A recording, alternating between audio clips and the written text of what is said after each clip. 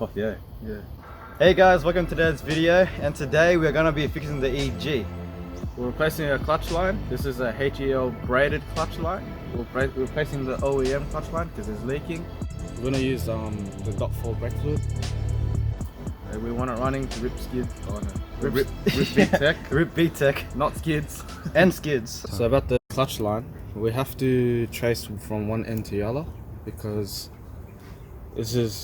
there's no cut off. If you see the OEM ones, they have got like little sections to cut off. There's this hard line here. That's your slave. So yes, that's your slave cylinder. That's mostly the issues if these go out.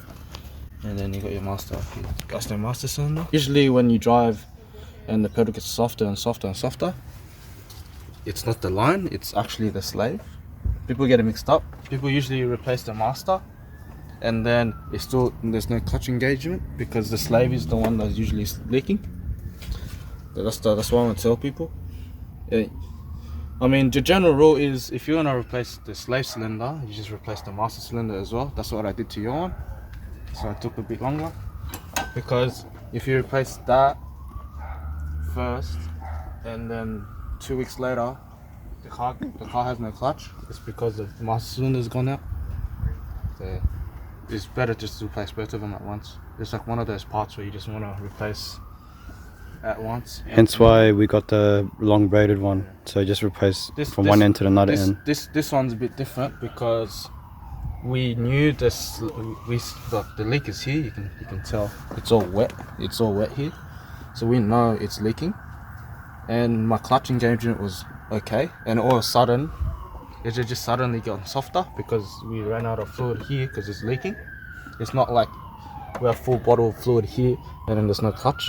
You know what I mean? So that's how we know it's a clutch line. That's how it's a proper diagnosis for it. That's it. Okay. So that's the difference. Cool. It's tight. Yeah. It hasn't been out for years. Ooh. Yeah, it's pissing out. It's pissing out. Alright. I'm gonna just do this line first and see from which point I should take it off. Yeah. Because it said mastered to the slave, so I assume it's this one I have to take off. Exciting times.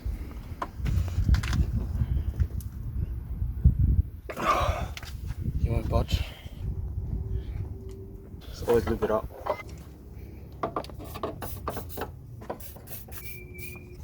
You don't want to go in dry. Don't you just love it when you hear that crack noise?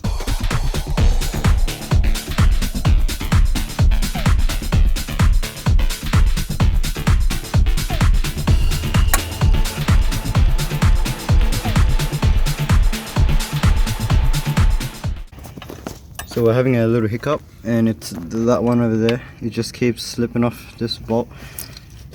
Not this bolt, this tool. Hey guys, so we're back in day 2. So Ivan took this slave to work, and this is what it looks like.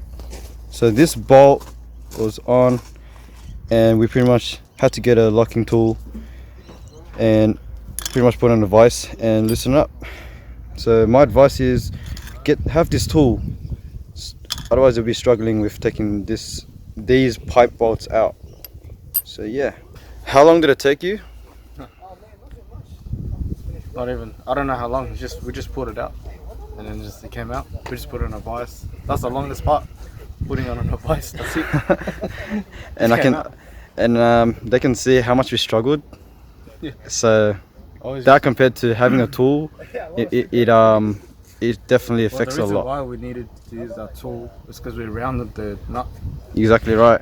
And also the nut couldn't even get loose with our 10mm spanner. So yeah, anyway, get back to work and let's get this line down. So now the slave's off, we gotta put that on, and then we run our new clutch line.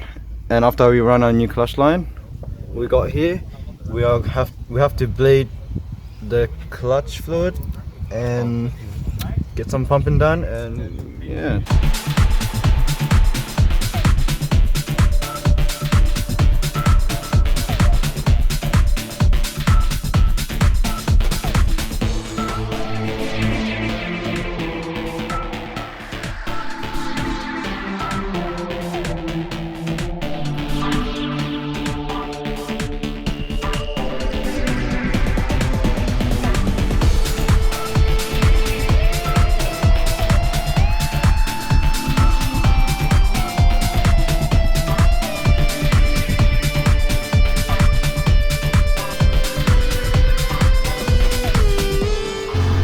So right now we're gonna test it out.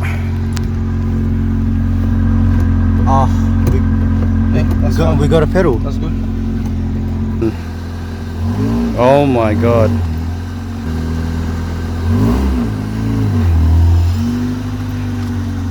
Hey guys, welcome back. This is our third day in this little clutch line fix.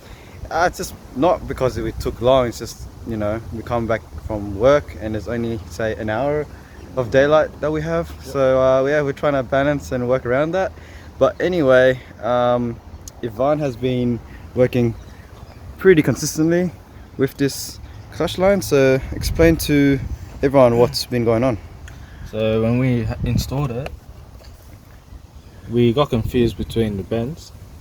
Yep. There's a slight bend. This could be like a 45 and the other's a 90. We switched it over before and we had trouble. So we were trying to put a 45-degree end into that one and we tried to loop it and just things didn't work. Okay, so that's 90-degree. Yep.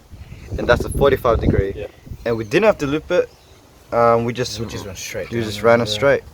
So what you can see there is we've cable tied the line so it wouldn't be rubbing on.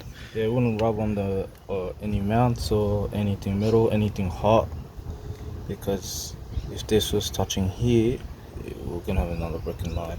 Yeah. So we've routed the best way we can, or the safest way. I know this is not really too well, but there's nothing we can do. It's the way it is. So at the end, I just like started from this master and I worked my way down to the slave and it just tied on properly. And because the master we can't really get it out, whereas the slave we can take the slave out and just like work with the line. That way we're gonna cross thread it.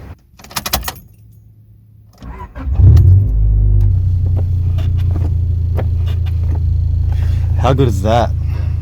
I mean, this was the same issue I had with my EK, and I've broken down, not on the bridge, but I've broken down in front of his workshop. Yeah. At his workshop, so I was lucky, you know, didn't need no towing, just fixed it at his workplace. So cool. Deja vu. 2 Civics having clutch issues. Okay, let's go. She engages.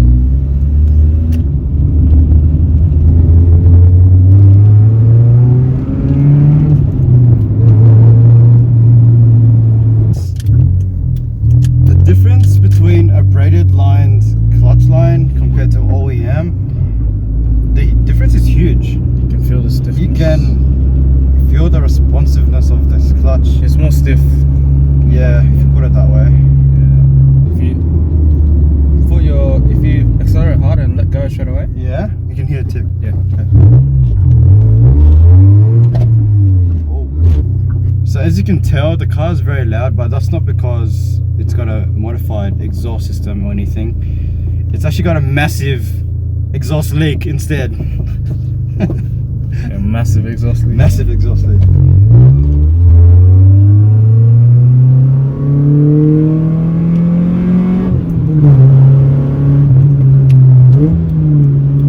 Oh, sounds so good.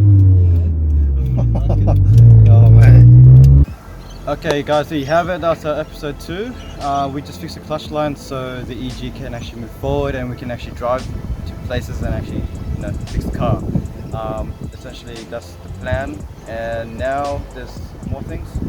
Yeah, so next thing we have to fix the engine leak, the oil leak, and the drive shafts and engine mounts. A few moments later. And power steering jigs and the exhaust leak. And we gotta do a major service, including timing belt, or whatever they use for a timing belt change. And yeah, that's it pretty much. Probably renew the water pump as well. Pretty much a new car, to be honest. But Should have bought a new car. yeah. But no, this is the fun part. Yeah. Making things clean. Sweet. So we'll see you next time.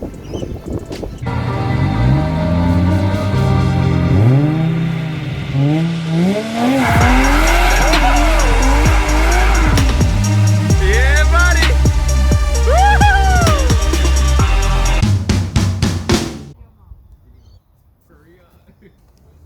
This is what we copped. Look at those mozzie bites. Oh!